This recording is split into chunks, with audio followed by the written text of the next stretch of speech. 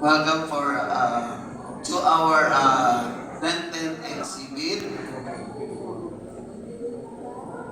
Maligayang pagdating sa pagtatanghal ng pang-Quaresmang exhibit ng parokya ng Santa Isabel. Ito po ay ginagawa para mas bigyang lalim ang ating pagninilay sa pagpapakasakit, pagkamatay, ngunit pagkabuhay ni Jesus.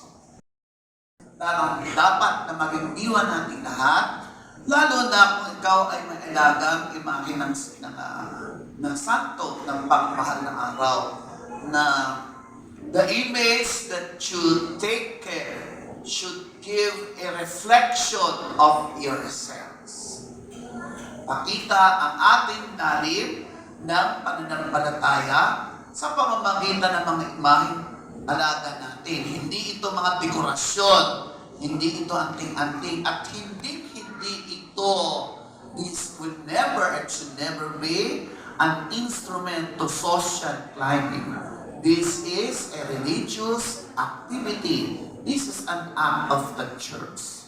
So dapat ganoon ang maging diwa ng ating pag-aalaga sa mga imahe. Kaya kahit wala nang mahal na araw, wala nang okasyon ganito, dapat nakatatak sa ating pagkatao na may alaga tayong isang banal na bagay.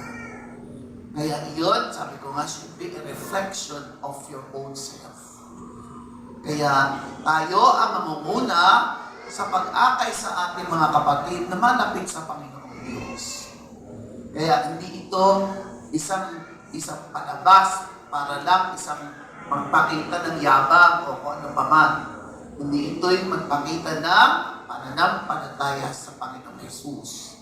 Na sana'y pakinabangan natin ang ating ginagawa sa pagkakaroon natin ng diwa ng pagbabalik loob at maakay natin ang bawat isa sa pagbabalik loob sa ating Panginoon. Salamat po.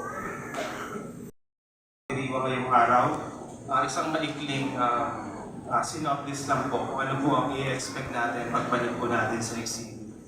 Ito po ay isang pagninilay sa kaalagaan ng panahon ng Quaresma.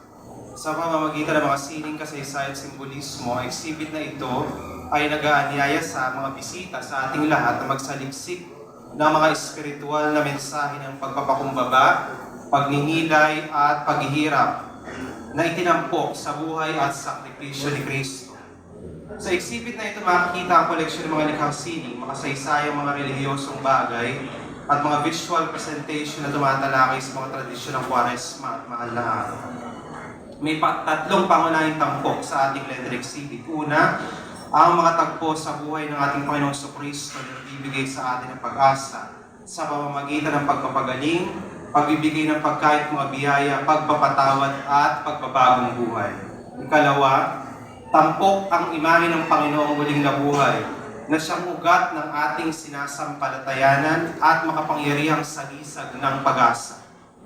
Kasama ang mga apostoles at mga disipulos na nagkaroon ng mahalagang papel sa pagpapalaganap ng mensahe ng pag-asa. At ikatlo, ang 7 hapis ni Maria, ang 5 misteryo ng Santo Rosario, ang 5 misteryo ng hapis sa Santo Rosario, at ang iba't ibang mga paso sa buhay ng Panginoon mula sa kanyang ministeryo hanggang sa pagpapakasakit at kamatayan.